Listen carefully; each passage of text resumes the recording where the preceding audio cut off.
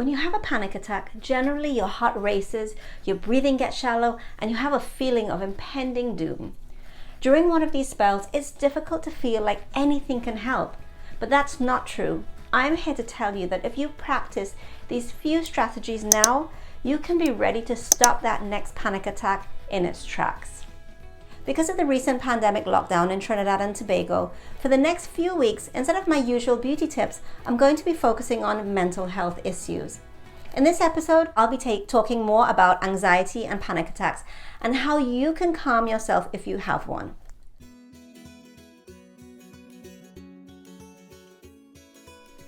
Strategies for stopping panic attacks are most effective when you use them early.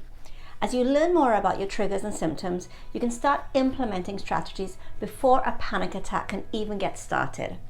Knowing that you have some sort of control over it will help you to feel less scared about another attack creeping up on you.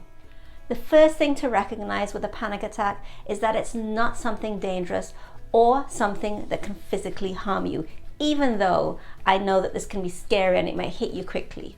The sudden, intense surges of fear, panic, or anxiety are overwhelming with physical as well as emotional symptoms, but they can only be triggered into a full-blown attack when you respond with fear or fight or flight response is triggered. Panic attacks tend to reach their most intense point within 10 minutes of their onset, and then the symptoms will begin to subside. Now, I understand 10 minutes seems like a lifetime during an attack, but try to remember it will pass. Deep breathing can help control a panic attack, which can cause rapid breathing and chest tightness, making the breath shallow. This type of breathing can make feelings of anxiety and tension worse. The 4-7-8 breathing or relaxing breath technique is something to consider practicing before an attack. So if it comes naturally to you during an attack, you have more control. Breathe in for 4 seconds through your nose, hold the breath for 7 seconds, and then exhale slowly for 8 seconds through your mouth using a whooshing sound. So let's try it together.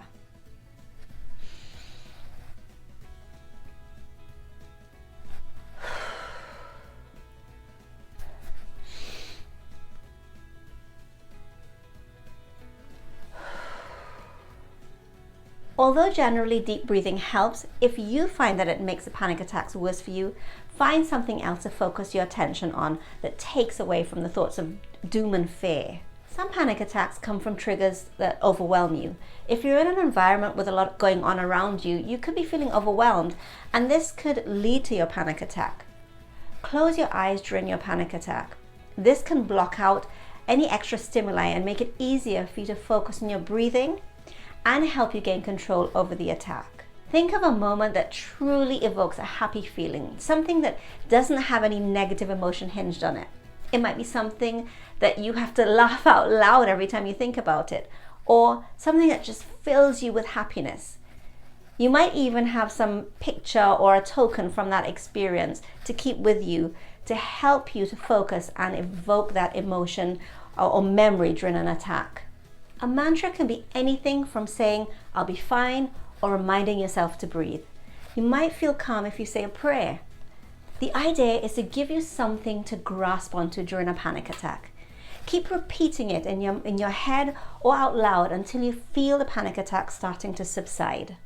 If your panic attacks often happen in the same environment, such as workplace or a social space, you may want to inform someone to let them know what kind of support they can offer if it happens again. If an attack happens in public, tell another person. This way they can help and also help find somewhere that's quiet to prevent other people from crowding around you. I can't stress enough how important it is to understand what's triggering your panic attacks. Take the time to understand what's stressing you out, causing such deep-seated dread or fear.